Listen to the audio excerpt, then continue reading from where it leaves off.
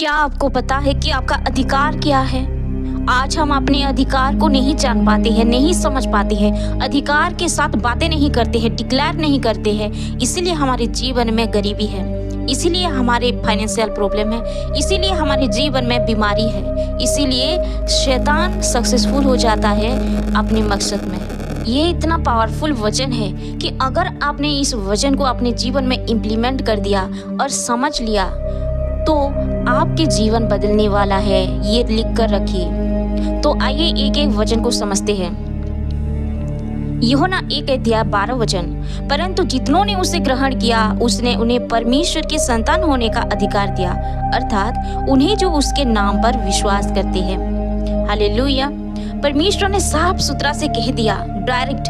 इसमें कोई समझने की बात नहीं है कि जितनों ने उसे ग्रहण किया यानी विश्वास किया, उन्होंने उन्हें परमेश्वर के संतान होने का अधिकार दिया। ये कितनी बड़ी बात है। हमारे सिर्फ विश्वास करने के द्वारा ही परमेश्वर अपना संतान होने का हमें अधिकार दे दिया है। तो आप सब क्या है? आप सब परमेश्वर के संतान हैं। आपके पास वो अधिकार है, संतान का अधिकार है। जो पिता के पास होता है, आप सभी को पता है, वो संतान का होता है। यानी यीशु मसीह अगर राजा है तो आप सब राजकुमार राजकुमारी है। लूका 10:19 देखो मैंने तुम्हें सांपों और बिच्छुओं को रोकने और शत्रु की सारी शक्ति पर अधिकार दिया है और तुम्हें कुछ भी हानि नहीं पहुंचा सकेगा। प्यारे भाई और बहनों, परमेश्वर ने तो हमें यह अधिकार दिया है कि मैंने तुम्हें सांपों और बिच्छुओं को रोकने और शत्रु की सारी शक्ति पर अधिकार दिया है। यानी वो हमें शत्रु पर विजय पाने का सारी शक्ति का अधिकार दिया है और तुम्हें कुछ भी हानि नहीं पहुंचा सकेगा।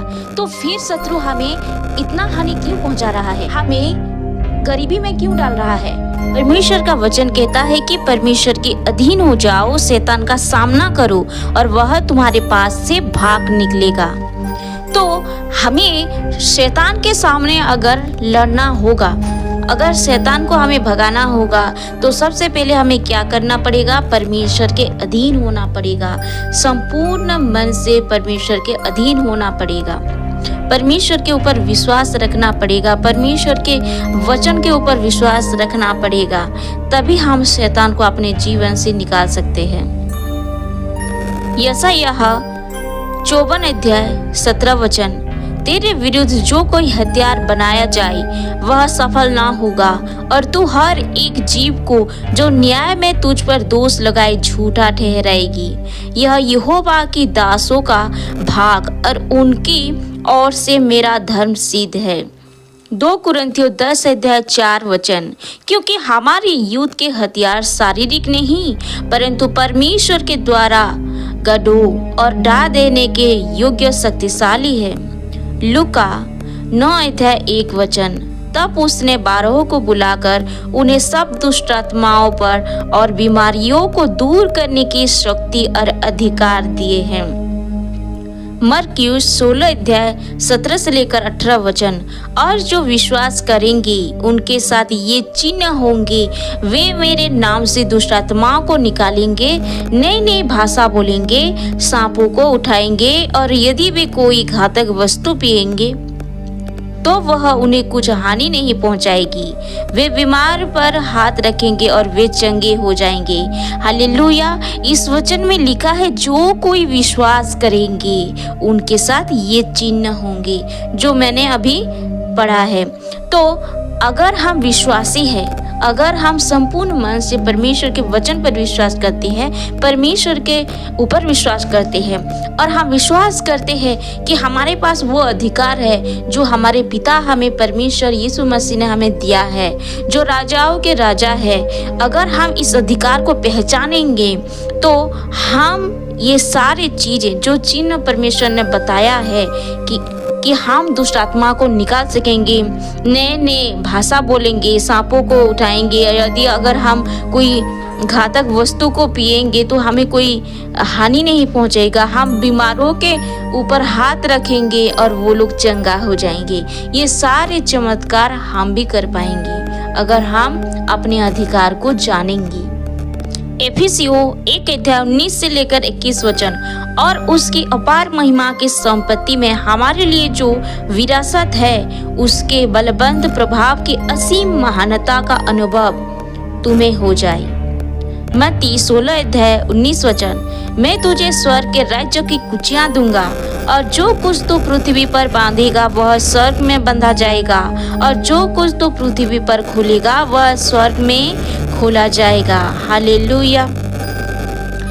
ये सारे वचन परमेश्वर हमें कैसे अधिकार सिखाता है, कैसे अधिकार देता है अपने संतान को, ये सारे वचन से आप सीख गए होंगे।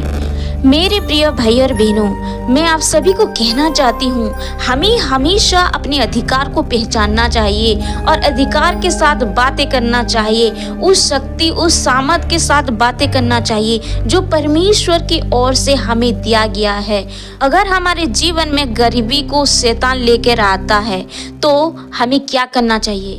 कुछ नहीं, सीधा सीधा बोल देना है कि मेरे जीवन में तेरे लिए कोई जगह नहीं है।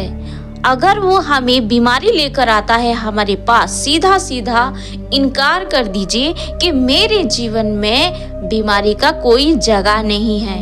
अगर डिप्रेशन लेकर आता है शैतान आपके जीवन में, तो सीधा सीधा शैतान से कहिए कि मेरे जीवन में डिप्रेशन का कोई जगह नहीं है। शैतान से कह दीजिए मेरे प्यारे भाई और बहनों कि मैं अपने वश में नहीं हूँ, मैं अपने अधीन में नहीं हूँ, मैं परमेश्वर के अधीन में हूँ जो मेरे पिता है, राजाओं के राजा।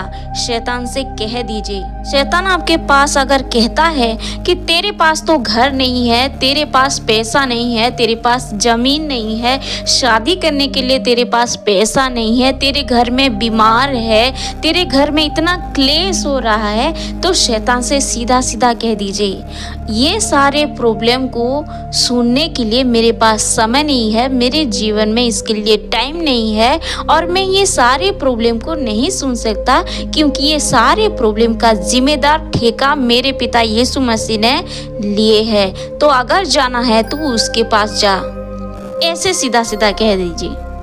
हम क्या करते हैं मेरे प्यारे भाई और बहनों, अगर कोई प्रॉब्लम आ जाता है, घर में क्लेश हो जाता है, हमारे पास पैसा नहीं रहता है, पैसा का तंगी रहता है, या फिर बीमारी आ जाता है, या फिर कुछ प्रॉब्लम हो जाता है, तो हम चिंता करने लगते हैं। परमेश्वर का वचन कहता है कि हे सब परिश्रम करने वालों और बोझ से दबे हुए लोगों, मेरे पास आओ, मैं तुम्हें विश्राम दूंगा, अपनी सारी चिंता मुझे दे दे।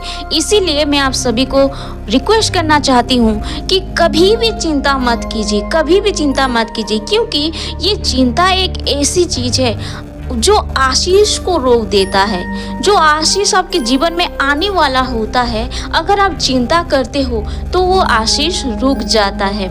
इसलिए आप किसी भी बात को लेकर कभी चिंता मत कीजिए, हमेशा अधिकार के साथ, सामर्थ के साथ बातें कीजिए, सामर्थ के साथ जीवन बिताइए, एक राजकुमारी राजा के जैसा। पैसा नहीं है कोई बात नहीं, हमेशा अदृश्य चीजों के ऊपर विश्वास कीजिए।